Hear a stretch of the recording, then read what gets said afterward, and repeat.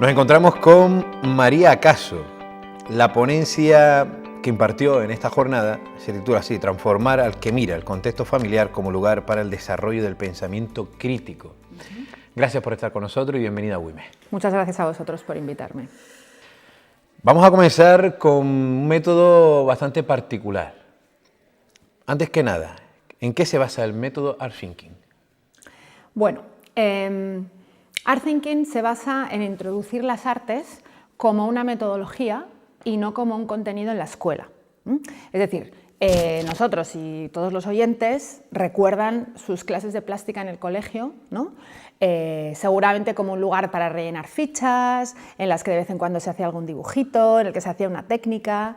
Y yo defiendo que ese paradigma de la educación artística como manualidades un poco está desfasado, ¿no? No es que esté mal, pero pertenece a otro momento histórico. Entonces, lo que yo pienso es que el arte, en estos momentos, en vez de ser realizar esas fichas y hacer esa técnica, tiene que ser un método de trabajo para cualquier asignatura. Es decir, el arte para enseñar matemáticas, el arte para enseñar geografía, el arte para enseñar química. Y eso es lo que es básicamente el Art Thinking. Muy bien, vamos ahora, a lo largo de la entrevista, vamos a desglosar contenido. ¿Cómo podemos favorecer el desarrollo de la creatividad en nuestros hijos a raíz de este método? Claro. Bueno, el arte, o sea, ¿por qué me empeño yo tanto en el arte? ¿Qué es lo que tiene el arte que no tienen otros procedimientos para trabajar tanto en la escuela, como en la universidad, como en casa? Bueno, pues el arte incorpora 4 cosas básicas que no tienen otros procedimientos. Por ejemplo, el arte incorpora algo que es el pensamiento divergente, ¿no? Es un tipo de pensamiento que en vez de ir a un solo punto y ser lineal, es multidireccional y más bien es como que se conecta con lo demás, ¿no? Entonces, ese es un tipo de pensamiento que nuestros niños y niñas van a necesitar sí o sí en el siglo que se avecina. Mientras que la escuela ha trabajado durante mucho tiempo con el pensamiento lógico, en el futuro, en el que, esto hay que decirlo, muchos robots van a acabar haciendo lo que ahora están haciendo profesionalmente muchas personas, tenemos que educar a esos niños y a esas niñas en aquellas cosas que los robots no pueden hacer. Y una de las cosas que no puede hacer un robot es tener pensamiento divergente y pensamiento creativo. Por lo tanto, esta es una de las razones por las que hay que incluir el arte en la escuela.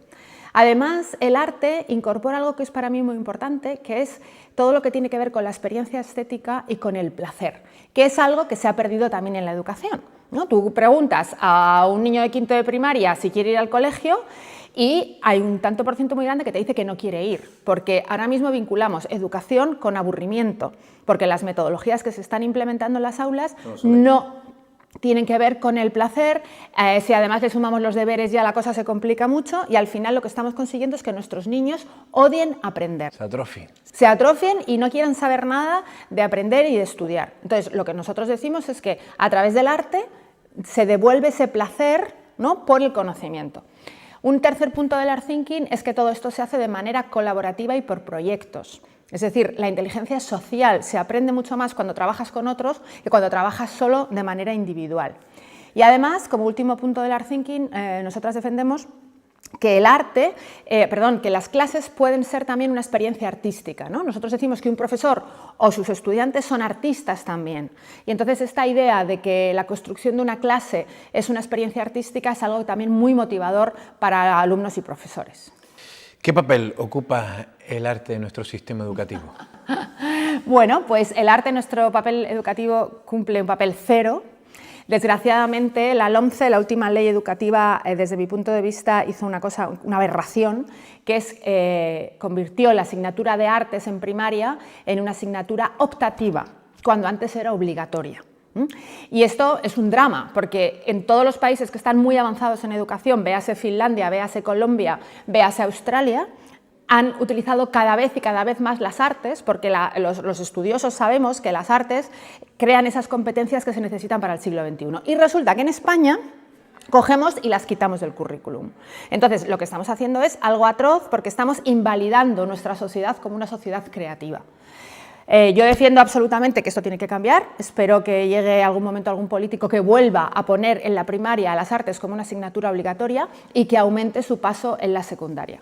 Pero mientras esto no lo hagamos, lo que vamos a tener es una sociedad que no quiere pensar, que no quiere desarrollar su pensamiento crítico, que no sabe analizar las imágenes y por lo tanto una sociedad más fácil de manejar. Y que eso es lo que quieren los políticos, claro. El libre manejo. Efectivamente. Nuestro sistema educativo está obsoleto, tiene capacidad de adaptación. A ver, ¿nuestro sistema educativo está obsoleto? Sí. ¿Tiene capacidad de adaptación? Sí. Sabía que la pregunta no iba a ser complicada.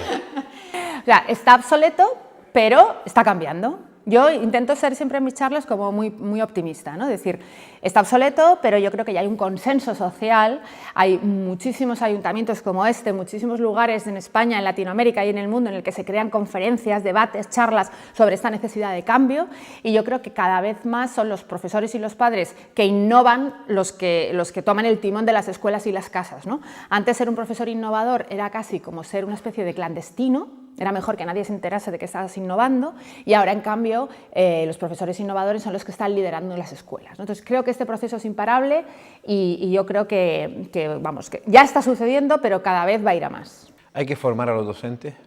Esta es la pieza clave. O sea, para llevar a cabo toda esta revolución, ya sea en el ámbito general o en el ámbito artístico, la formación del profesorado es la clave. Sobre todo la formación inicial.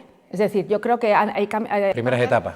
Las primeras etapas, las facultades de magisterio sí que están completamente obsoletas, hay que cambiarlas enteras.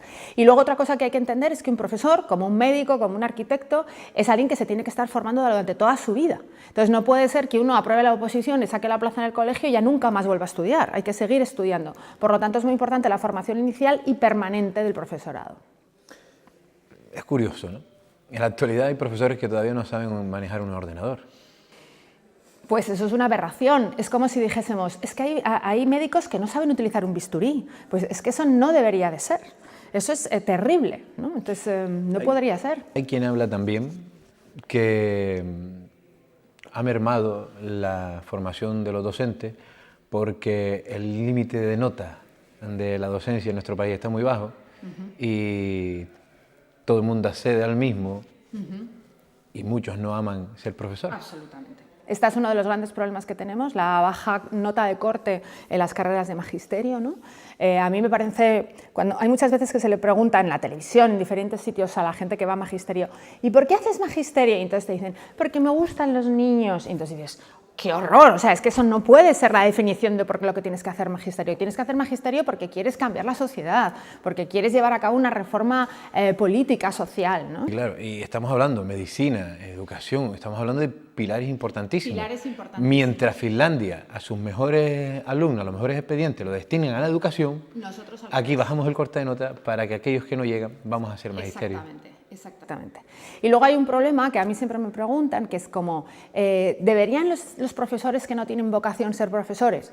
Entonces yo siempre digo que eso es imposible, porque no podemos tener todo el profesorado vocacional porque no hay suficientes personas.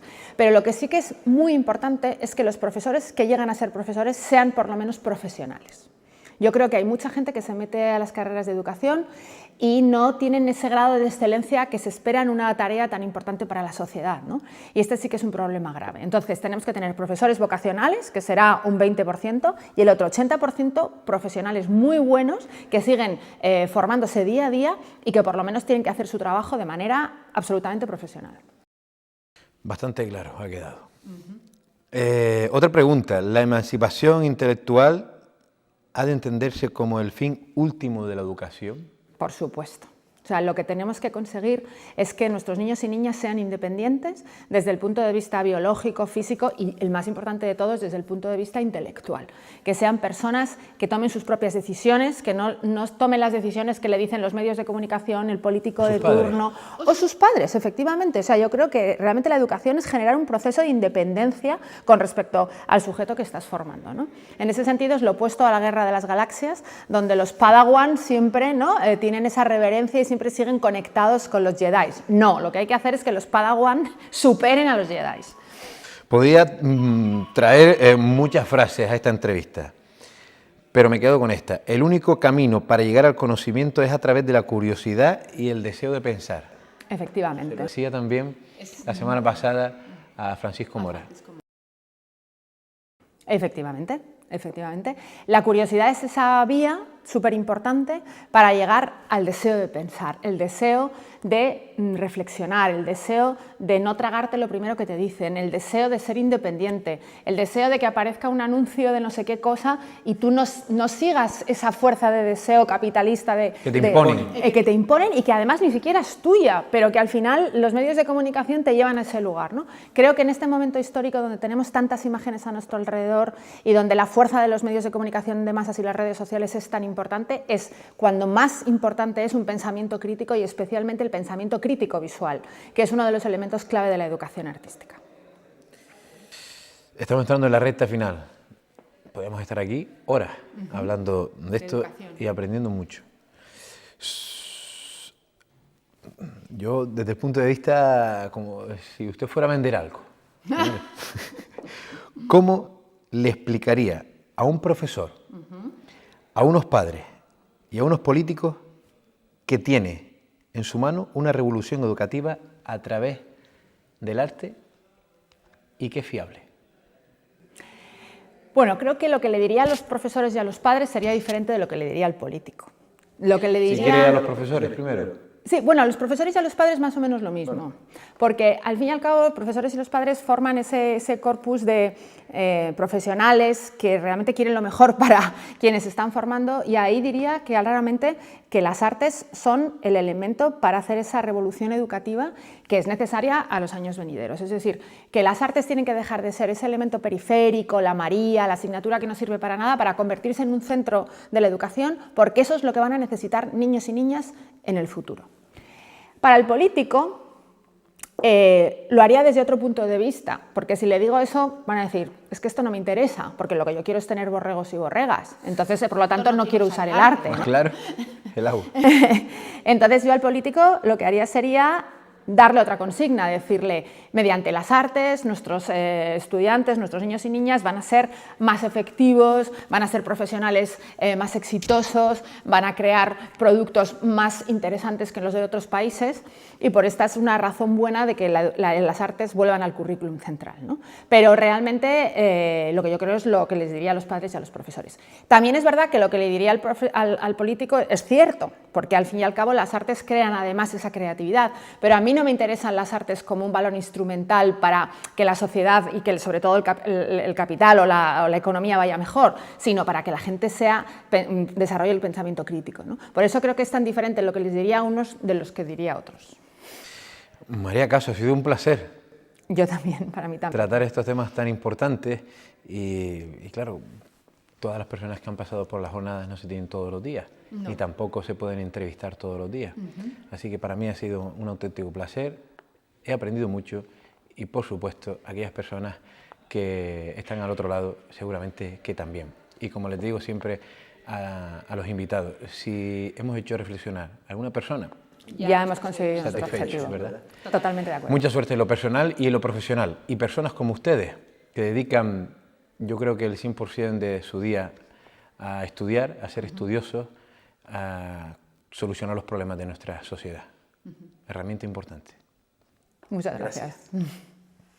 Gracias también a todos ustedes por estar con nosotros. Nos encontramos dentro de 7 días aquí en Enclave Social. Recuerden, un programa donde le damos visibilidad a esos profesionales y asociaciones colectivos que solucionan los problemas de nuestra sociedad. Hola, buenas tardes. Continuamos con las jornadas y también además la última ponencia del día de hoy. Yo le voy a presentar a María Caso.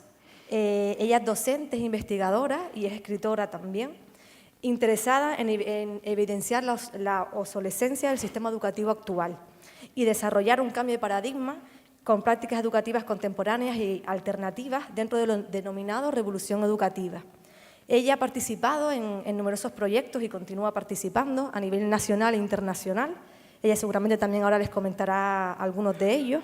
Y también ha publicado numerosos libros, entre los que destacan Art Thinking, que es el último que ha realizado, para transformar la educación a través de las artes, y Redvolution, hacer la revolución en la educación, con 7 ediciones. Ella hoy nos va a traer una ponencia que tiene como título Transformar al que mira, el contexto familiar como lugar para el desarrollo del pensamiento crítico. Sin más, las dejo con ella para que aprovechen el tiempo que tenemos. ¿Vale? Muchas gracias. Gracias.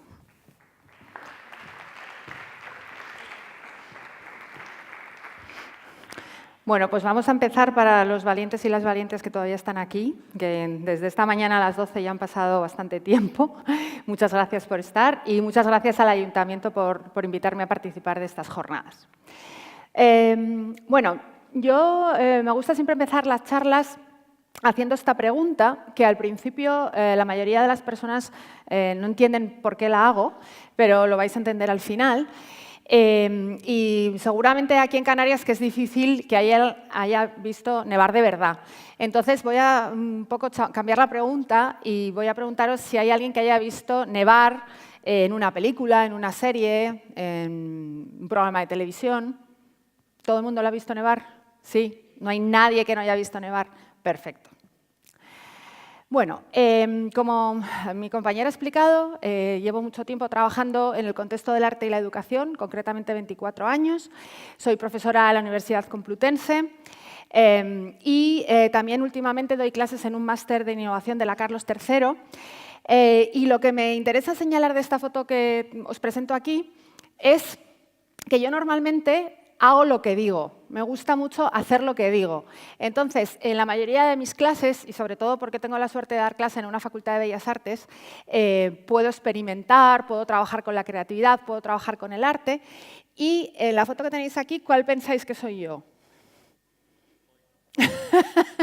La que está con la careta de paloma, ¿no? Yo soy la que estoy aquí debajo y este es el método de evaluación que diseñé con mis alumnos el año pasado. Es un método de evaluación que se convierte en un performance artístico. Entre las dos negociamos la nota y cuando termina el performance, que dura 5 o 3 minutos, ya cada alumno sale con su nota, que la mayoría de los casos es una buena nota, ¿no? Entonces, es un sistema de evaluación basado en las artes que lo que, como comprenderéis, ha hecho ha sido relajar completamente el nivel de organización de mis clases porque nadie está esperando que llegue un examen, sino que están esperando que llegue un performance, que es muy diferente. Y entonces eso hace que toda la asignatura sea completamente diferente y que los alumnos aprendan mucho más, porque todos sabemos que cuando estamos esperando un examen aprendemos mucho menos. Además de dar clases en la universidad, hago muchísima formación del profesorado, específicamente en el terreno de las artes. Ahora mismo estoy dirigiendo la Escuela de Art Thinking en Madrid y doy muchas charlas.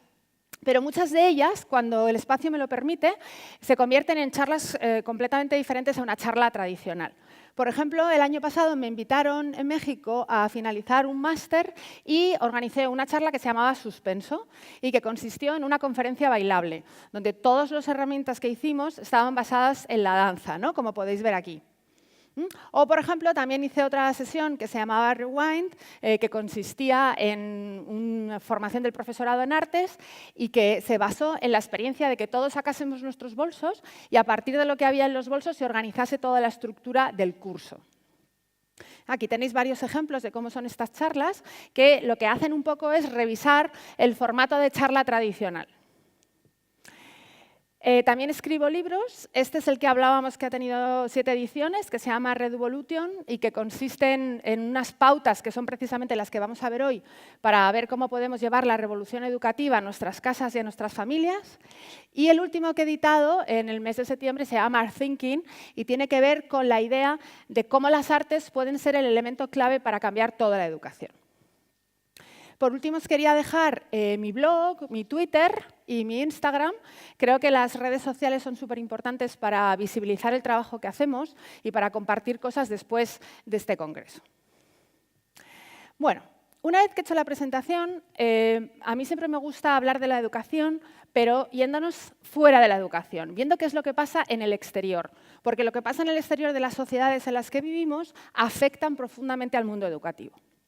Entonces, lo primero que me gustaría que analizásemos muy brevemente con respecto al mundo de la educación es algo tan sencillo y al mismo tiempo tan complicado como son la familia Simpson.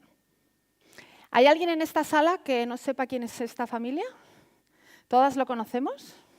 Seguro que además los más jóvenes se saben cosas alucinantes de la familia Simpson. Por ejemplo, ¿Sabéis cómo se llama la hija mayor de la familia Simpson? ¿Cómo se llama? Lisa, vale. ¿Sabéis cómo se llama el director del cole donde van los Simpson? Skinner, muy bien. Por aquí hay un sector de esos que se conoce bien en la familia Simpson. ¿Podrías decirme cómo se llama el dueño de la tiendecita donde van a comprar los Simpson? Apu, muy bien. Y ahora ya la pregunta de nota. ¿Cómo se llaman las hermanas de Marge? Patty y Selma, muy bien, matrícula. Incluso, a lo mejor podríamos afinar un poco más. ¿Sabemos si Patty y Selma se depilan o no se depilan? No se depilan, ¿no? Esto ya es, vamos, matrícula al cuadrado, saber que no se depilan las hermanas de la mujer de la familia Simpson. Bueno, ¿no os parece como increíble que tengamos toda esta información de la familia Simpson y a lo mejor no la tengamos de la familia que vive en la casa de al lado de la nuestra? Y esto ocurre. Ahora mismo tenemos mucho más información de las imágenes, de las series, de lo que está saliendo en televisión, de muchas veces lo que está pasando al lado nuestro. Y esto se debe a este concepto que tenéis aquí, que es la hiperrealidad, que tiene que ver con ese grupo de imágenes que tenemos alrededor nuestro, que muchas veces son más importantes que la realidad misma. Este es un fenómeno que es bastante reciente. Yo creo que lleva con nosotros como 20 años, ¿no? Porque imágenes han existido siempre, pero no con el nivel de penetración que tienen ahora, además, ¿no? Todavía catapultadas por las redes sociales. Entonces, el tema de la hiperrealidad es algo que afecta muchísimo a la educación, tanto en la escuela como en casa. Y que está conectado con otro tema que a mí me parece fundamental, que es el tema del hiperconsumo. Esta foto que tenéis aquí, que es una foto fuerte, es una foto que nos incita a pensar, a ir más allá. Fijaros que presentan a unas chicas que lo que están haciendo es como esnifarse un vestido, ¿no? Y es claramente una metáfora de esta adicción que tenemos muchos de nosotros a las compras, ¿no? Parece que en las sociedades actuales ya no somos tanto ciudadanos y ciudadanas como consumidores y consumidoras. Y para romper este ciclo, creo que la educación es una herramienta fundamental. Una herramienta que está conectada con el tercer concepto del mundo exterior que me gustaría tratar con vosotros, que es el concepto de terrorismo visual. Como todas estas imágenes que tenemos alrededor no son inocuas, no son imágenes frívolas, sino que son imágenes que nos afectan mucho a todas nosotras y a todos nosotros y que nos hacen desarrollar muchos de los miedos que tenemos.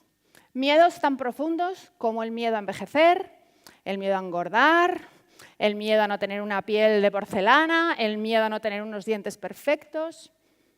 Todos estos miedos, en la mayoría de los casos, están potenciados por las imágenes que nos rodean y estas imágenes lo que nos hacen es comprar, ir a que nos pongan bien los dientes, a que nos pongan bien la piel, a hacer un régimen, a ir al gimnasio, etcétera, etcétera.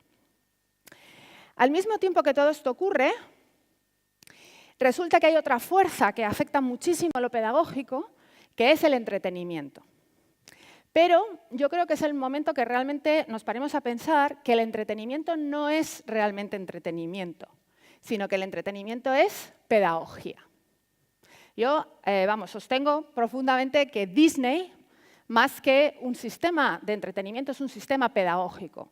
Las películas Disney, que además si tenéis niños cerca sabéis que ven 20, 30, 40 veces la misma película, más que algo que nos hace evadirnos y que se convierte en ocio, se convierte en creencias, se convierte en contenido, se convierte en ética. Y por lo tanto es muy importante saber identificar las películas Disney como realmente una fuerza pedagógica. Aquí en concreto tenéis una escena de Disney que seguro que todos los que estamos aquí hemos visto. Esta escena exactamente ¿qué nos está enseñando? ¿O nos está enseñando algo o creéis que no nos está enseñando nada? Está enseñando algo muy concreto, ¿no? ¿El qué? A ver, ¿qué no oigo? El hombre es el salvador. La mujer está medio muerta, porque la pobre Blancanieves no sé si está dormida o un poco más allá.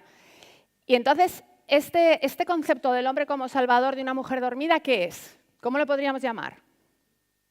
¿Cómo? Es la estructura del amor romántico, ¿no? Un amor romántico que está basado en la idea de que las mujeres tenemos que ser sujetos pasivos y los hombres son sujetos activos que vienen a salvarnos. ¿Y esto creéis que afecta a nuestra vida diaria? Totalmente. Y de hecho nos estructura, pensamos todas nosotras cómo tenemos que esperar al príncipe, probablemente los hombres que están en la sala a lo mejor no les apetece nada ser salvadores de nadie, pero tienen que serlo, ¿vale? Y al final el amor romántico es un elemento muy estructural en nuestras sociedades, pero que en cambio no tiene ninguna asignatura en la escuela. Tenemos matemáticas, tenemos geografía, tenemos historia, pero no tenemos amor romántico, cuando resulta que es una de las asignaturas más importantes que deberíamos de tener. Entonces, estos 4 conceptos afectan mucho a la educación, a las sociedades, a las personas, pero resulta que la educación realmente es esto. Esto que tenemos en la foto es, en un 90% de los colegios en Europa, representa lo que es la educación. Yo os quería preguntar, ¿qué os parece esta foto? ¿Veis en ella algo que cambiaríais o la dejaríais así? La cambiaríais, ¿no? ¿Y qué cambiaríais de esta foto? El mobiliario. ¿Por qué?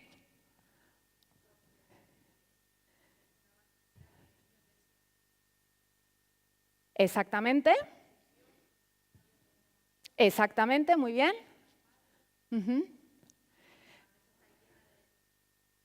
Efectivamente, es decir, para empezar no caben, ¿no?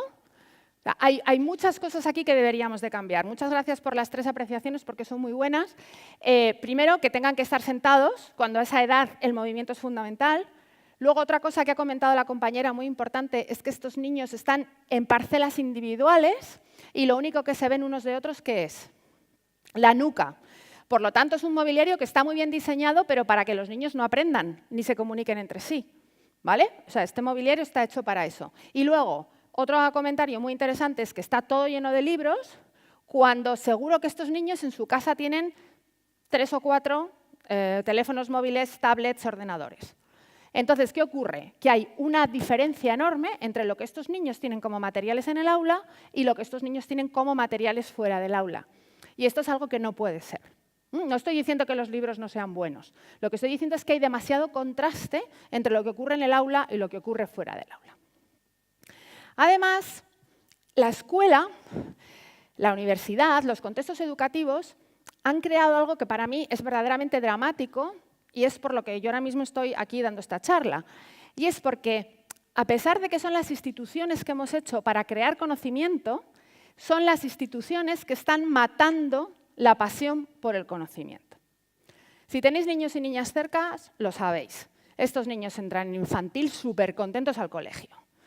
Y según van subiendo por la estructura de la educación primaria, ¿qué va ocurriendo? Que se van aburriendo, les va gustando cada vez menos el colegio y cuando ya están en segundo ciclo de primaria ya no quieren ir. Por lo tanto, es contradictorio. Estamos creando instituciones que están creando el objetivo contrario para el que fueron creadas.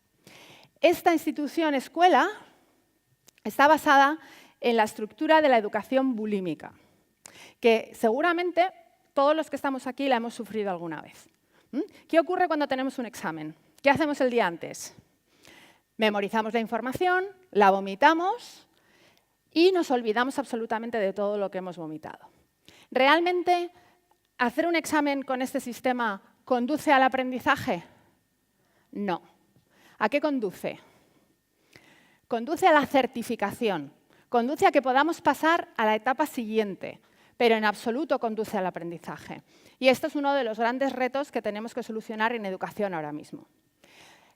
Podemos decir, y creo que aquí no me equivoco, que la educación, tanto en la universidad, en la escuela, como en muchos de nuestros hogares, en estos momentos es una farsa, ¿no? Los profesores hacemos como que enseñamos, los estudiantes hacen como que aprenden, pero realmente el aprendizaje no sucede por ningún lado. Bueno, yo he sido durante muchos años una profesora bastante mala. Al principio de mi carrera daba clases súper aburridas, hacía exámenes, hacía todas las cosas que ahora digo que no hay que hacer, hasta que descubrí algo que para mí fue muy importante y del que se ha hablado esta mañana en la charla, que es la importancia de desarrollar con tus alumnos el pensamiento crítico visual. Aquí tenéis un ejemplo de desarrollo del pensamiento crítico visual. Creo que estas 6 mujeres que hay aquí son probablemente las más influyentes en las sociedades occidentales, porque todas las conocemos. Y al mismo tiempo podríamos pasarnos 3 o 4 horas analizando esas figuras, porque ¿estas figuras qué os parecen? ¿Reales o irreales? Absolutamente irreales. Para empezar, yo no conozco a ninguna mujer que tenga ninguna de esas cinturas, ¿vale? Entonces, el ejercicio de pararte a pensar cómo son las princesas Disney y darte cuenta de que una mujer nunca va a poder tener ese cuerpo, solo se produce si desarrollamos en la escuela el pensamiento crítico visual. Y esa es una de las cuestiones más importantes por las cuales el arte tiene que estar en el centro del currículum y en el centro de la escuela. El pensamiento crítico visual tiene que entrar en conjunto con otro cambio muy importante, y es que debemos de cambiar también las arquitecturas de transmisión de los contenidos en la escuela.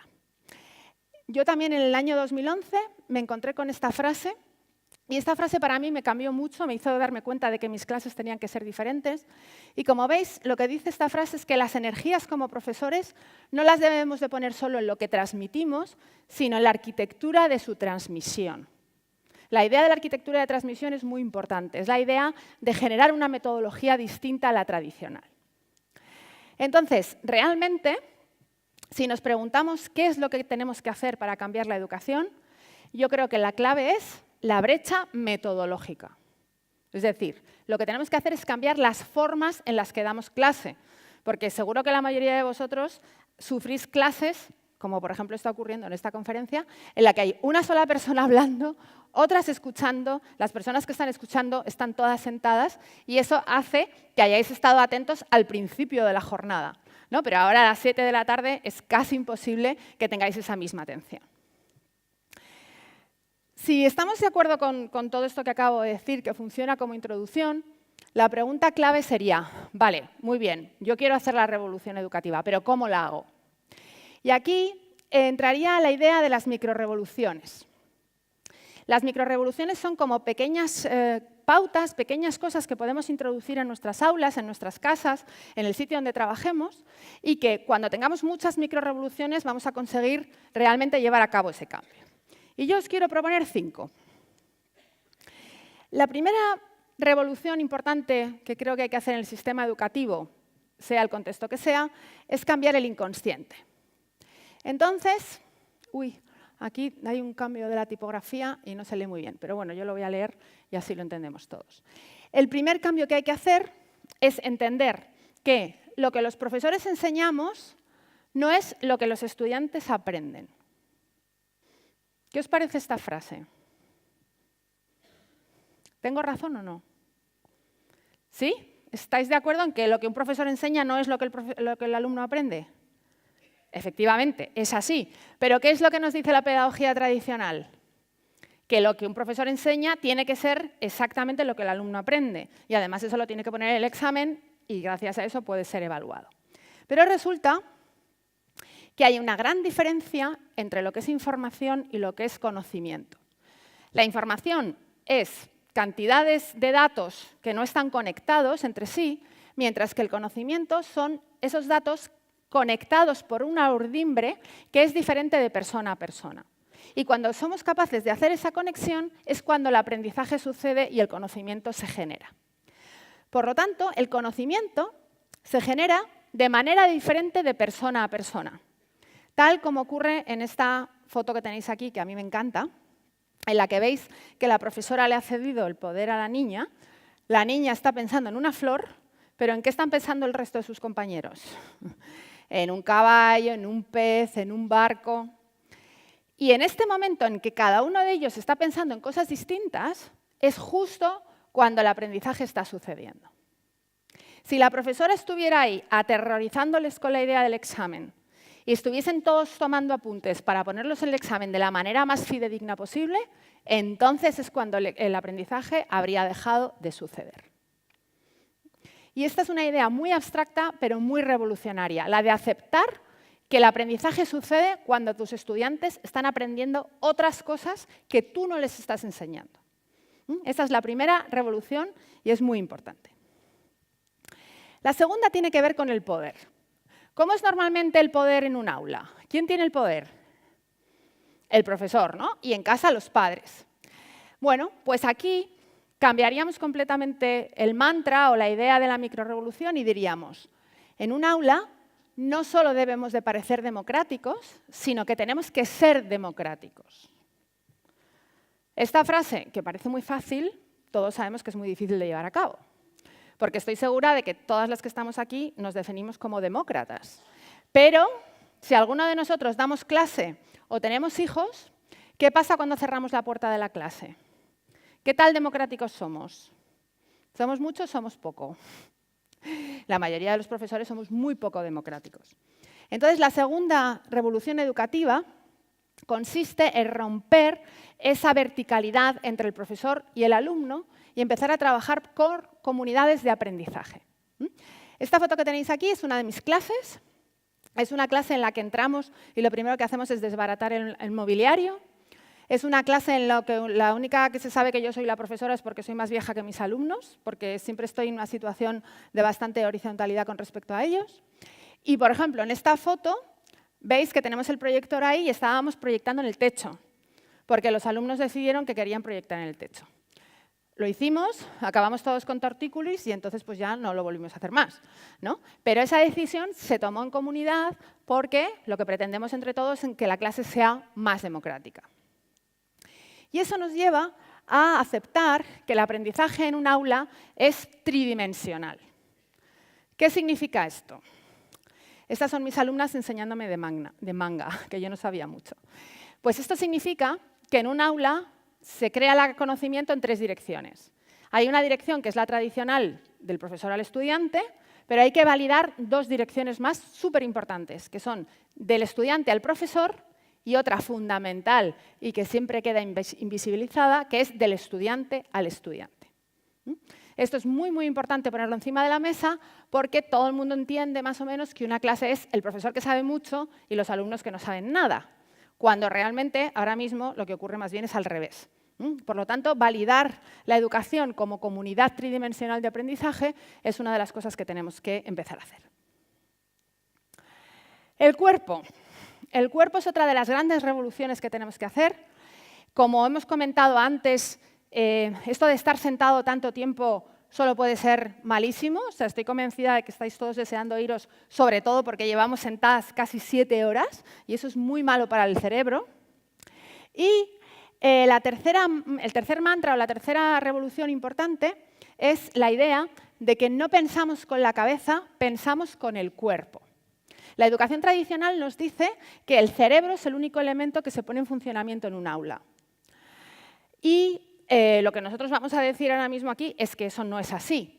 El pensamiento se genera con todo el cuerpo, no solo con la cabeza. Este es el mobiliario horrible que sucede en todos los colegios en España. A mí me gustaría saber quién lo ha diseñado, porque realmente es como una especie de potro de tortura. Tiene un tono de verde, que es el tono de verde más feo que he visto en mi vida, que se llama, yo lo llamo el verde ministerio. Y es un mobiliario que realmente lo que sirve es para que la gente no quiera ir a estudiar, porque con ese mobiliario nadie quiere ir a ningún lado. Entonces, os voy a presentar otro colegio que tiene otro mobiliario completamente diferente. Por supuesto, es un mobiliario danés. Es importante que las fotos que vais a ver ahora os van a parecer increíbles y todos vais a pensar que es carísimo. Pues no es tan caro. Este es un colegio público en Dinamarca. Y es un colegio en el que la dotación de infraestructuras escolares realmente piensan para qué son y las distribuyen de manera diferente a como se hace en un centro español, pero los presupuestos son prácticamente los mismos.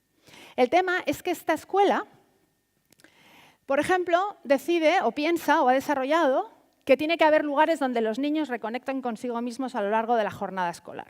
Porque un niño no puede estar 8 horas sentado en una silla. Un niño tiene que moverse, tiene que salir, tiene que entrar y de vez en cuando tiene que trabajar con su ordenador él solito. Fijaros cómo está el niño de la izquierda arriba. Una postura de yoga. Una postura en que muchos niños están 2 y 3 horas. Este mobiliario está facilitando esos cambios de cuerpo. En cambio, una silla nos hace que estemos sentados 8 horas seguidas. ¿Qué otras cosas veis en esta foto que son raras con respecto a una clase en España? Perdón, que no he oído. Están descalzos. ¿Y os parece bueno o malo que vayan descalzos? Es súper bueno, pero no solamente porque mueven el pie y tal, sino por una cuestión simbólica. Es decir, ¿dónde te quedas tú descalzo normalmente? en casa. Entonces, en estos coles los niños entienden esos espacios como los de su casa prácticamente y se quedan descalzos. ¿Pero qué necesitamos para que te puedas quedar descalzo en el cole? Confianza. Calcetines y también necesitamos materiales que nos dejen quedarnos descalzos, como es la moqueta, como es la madera, como es el linóleo. En la mayoría de los colegios españoles, ¿qué hay en los suelos? Una loseta que solamente es interesante en verano cuando hace mucho calor, ¿no? Pero si no, nadie quiere quedarse descalzo en esos suelos, ¿vale? Entonces, el cambio de suelos, el cambio de estructuras, el cambio de iluminación, el cambio de colores, o el cambio de mesas y sillas, ¿no? Este es un lugar donde los profesores y los niños se quedan para trabajar por proyectos. Esto es una clase como está sucediendo en ese cole, ¿vale? No son clases de 50 personas a la vez, sino que los profesores trabajan con los alumnos en grupos y por proyectos. Y por lo tanto, estas son estructuras que funcionan. Además, luego, en este cole hay pequeños anfiteatros para que los niños hagan sus presentaciones. En estos anfiteatros también están cerrados porque son los lugares donde hay más sonido y es para no molestar al resto. Y este cole también le da mucha importancia a los lugares de paso, a los pasillos, que veis que son todo estructuras como orgánicas, a los baños, a las cocinas. A mí me parece que uno de los lugares más importantes de un colegio es la entrada, donde se juntan los padres y las madres y los profesores. Y normalmente, en los colegios que yo conozco, es el lugar menos atendido en las escuelas. Mientras que en esta se potencia mucho ese lugar para que sea acogedor y que los profesores y los padres puedan hablar tranquilamente. Y parece que está fallando un poco el mando. Por último, en este cole, por supuesto que hay un sitio para correr, para saltar y para hacer el pino. Hay que acordarse que en Dinamarca no tenemos tan buen tiempo como tenéis aquí y por lo tanto es en el interior del colegio, pero es absolutamente fundamental que aquí los niños pueden ir cuando quieran para hacer estas cosas. Entonces, tenemos, como veis, un colegio que a través de las estructuras del color, de las texturas, de la iluminación, lo que convierte el sitio es en un lugar donde el aprendizaje es completamente diferente. Por lo tanto, estructurar las escuelas físicamente de una manera diferente hace que el aprendizaje también sea de una manera diferente y esto es una de las cosas más urgentes que tenemos que cambiar en el mundo de la educación. No sé qué le pasa al mando. Vale, bien. Vamos a ir al punto número 4 para terminar rápido. Para ir al punto número 4 os quería hacer una pregunta antes que nada. De los que estáis aquí, ¿qué os gusta más? ¿Ir al cine o ir a clase? Al cine, ¿no? Que levante la mano quién le gusta ir a clase. ¿Nadie? Vale. Bueno, es una pregunta trampa, porque puede haber películas de cine que sean un bodrio y clases que también sean un bodrio. Pero mi pregunta es, ¿por qué siempre que hago esta pregunta hay tanta gente que prefiere ir al cine? ¿Qué tiene el cine que no tiene una clase? Ocio, entretenimiento, expectativa, palomitas, vas porque quieres, no porque te obligan, ¿vale? Bueno, pues lo que tiene el cine tiene que ver con la cuarta microrevolución, cuyo mantra es este que tenéis aquí: no quiero malgastar mi tiempo en estudiar porque tengo que aprender. La diferencia entre aprender y estudiar es importantísima. Y al final, ¿qué hacen nuestros niños y nuestras niñas y nosotros mismos? Estudiar y estudiar y estudiar para hacer el examen, para vomitar información, para olvidarla y tener la certificación. Mientras que aprender es algo completamente diferente. Yo tengo una hija que es una súper experta en Star Wars y no le he visto estudiar Star Wars jamás.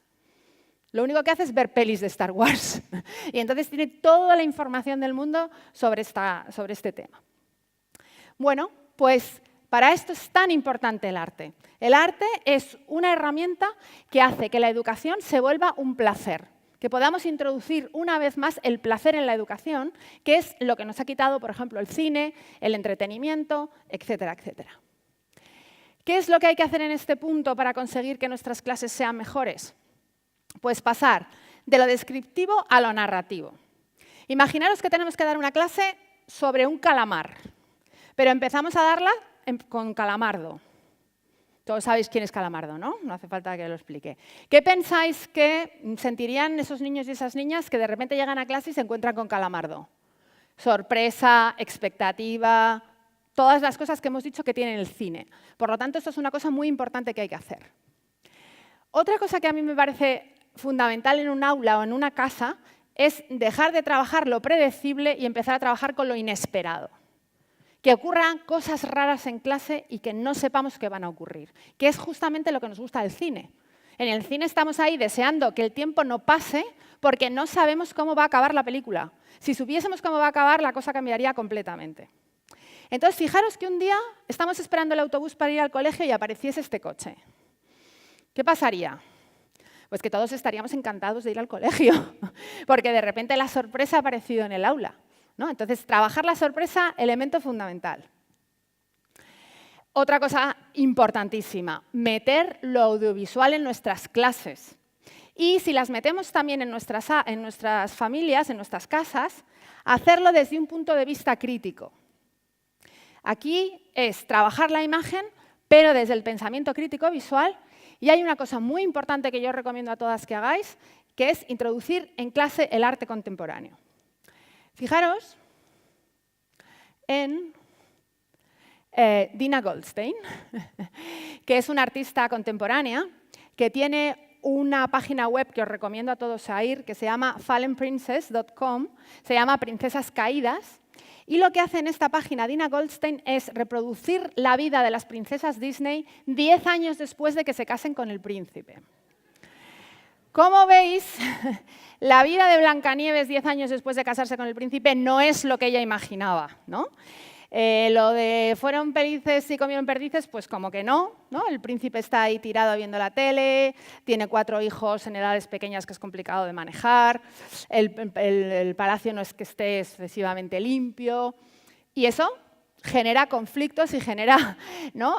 No sé, formas de entender la familia de una manera muy diferente a como nos la presentan las películas Disney. Yo he trabajado con niños de infantil con esta imagen y no sabéis los resultados que da. Porque de repente les haces ver las películas Disney de una manera completamente diferente a la tradicional. Y además, no hace falta que lo diga, pero creo que esta manera es mucho más realista y mucho más crítica que simplemente ver una película Disney en bucle sin jamás hacer una reflexión sobre qué estás viendo en ella. Por lo tanto, el arte contemporáneo tiene esta posibilidad. También creo que es muy importante pasar de lo contemplativo a lo vivencial, ¿no? Que en las clases sucedan cosas, como en esta que tenéis aquí, en la que estábamos trabajando con unos conceptos y de repente montamos un partido de voleibol dentro de la clase. Para hacer esto, ¿qué necesitamos? Nada más que una lana. Con una lana hicimos la red y punto. Y aprendimos esos conceptos mucho mejor que si yo los hubiera dictado y mis alumnos hubieran cogido los apuntes, ¿no? Y por último, en este punto, creo que también es muy importante salir de clase. Para que vuelva el placer y la sorpresa al aprendizaje hay que conectar el aula con el exterior. Y aquí os quiero contar el proyecto que se llama Physics on the Go, que es de un profesor de física de secundaria, que lo que hace con sus alumnos es instalarse en su móvil una aplicación de medición de energía y pasarse todo el curso midiendo las energías de los sitios donde esos alumnos conviven normalmente. Y el último día de clase se los lleva a todos al parque de atracciones y lo que hacen es medir la energía subidos en las diferentes atracciones del parque. De esta manera, estos alumnos aprenden física de una manera vivencial, de una manera en que la entienden como un fenómeno que ocurre en todas partes y que es mucho más potenciadora de aprendizajes que hacer un examen sobre la energía. Vale. Bueno, para terminar, nada de esto tendría sentido, ¿no? Trabajar el inconsciente, cambiar el poder, poner unos mobiliarios fantásticos en nuestras aulas, acercar el placer otra vez, si de repente cogemos y hacemos un examen. Porque, ¿qué es lo que se os viene a la cabeza cuando yo digo el término examen?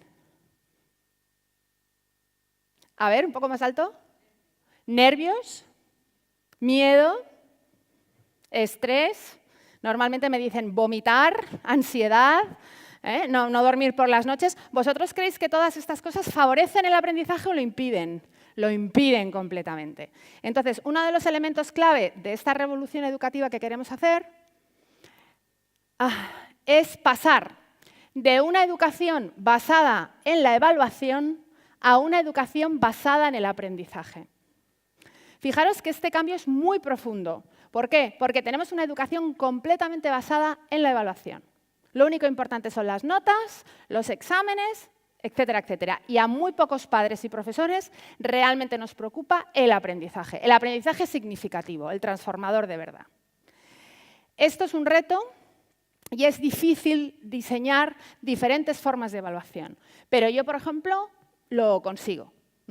Igual que os he enseñado al principio este performance con la cabeza de pájaro, una de las cosas que hago con mis alumnos es un evalu party. El último día de clase, que a mí me parece una pena que el último día que no les vas a volver a ver les pongas un examen, lo que hacemos es una fiesta.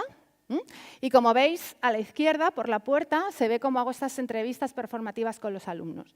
Pero al final lo que hacemos es una fiesta de celebración del aprendizaje, en vez de una fiesta basada en el miedo, en el estrés, en la ansiedad, que es básicamente lo que es un examen.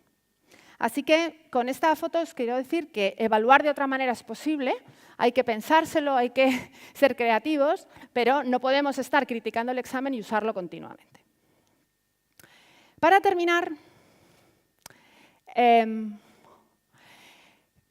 quería deciros algo que yo creo que se ha repetido a lo largo de todo el día de hoy, específicamente lo ha dicho Paco Mora, pero también lo ha dicho el periodista de esta mañana, y es que, aunque parezca que es una frase un poco de perogrullo, sin aprendizaje no hay educación.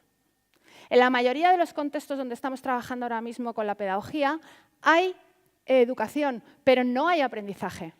Hay notas, hay certificación, pasamos de un curso a otro, pero realmente aprendizaje hay en muy pocos sitios.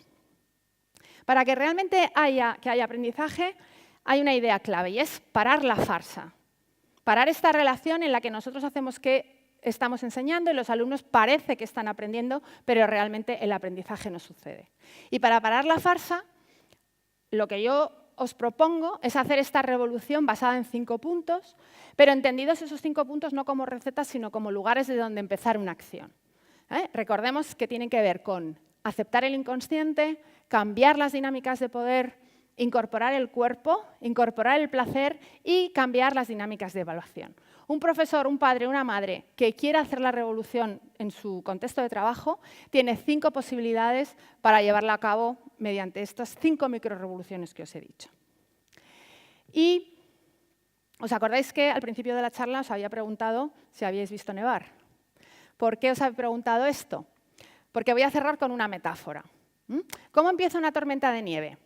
Pues una tormenta de nieve empieza con una serie de copos de nieve que van cayendo y estamos pensando si va a ir a más o no. Después resulta que cada vez hay más copos de nieve, ¿no? Y la cosa parece que va en serio. Y por último, cuando ya ha caído una buena tormenta de nieve, se cambia todo el paisaje. Y esta es con la metáfora final que me gustaría que os quedaseis, con esa idea de que cada docente, cada padre, cada madre, cada trabajador social que está haciendo esa pequeña microrevolución, solo puede que no haga nada, pero si lo hacemos muchos, si lo hacemos todos juntos, entre todos nosotros lograremos cambiar el paisaje de la educación. Y esta es la idea principal de esta charla, la de que cada microacción que cada docente haga, en el conjunto, es una revolución general de todos nosotros y de todas nosotras. Y muchas gracias.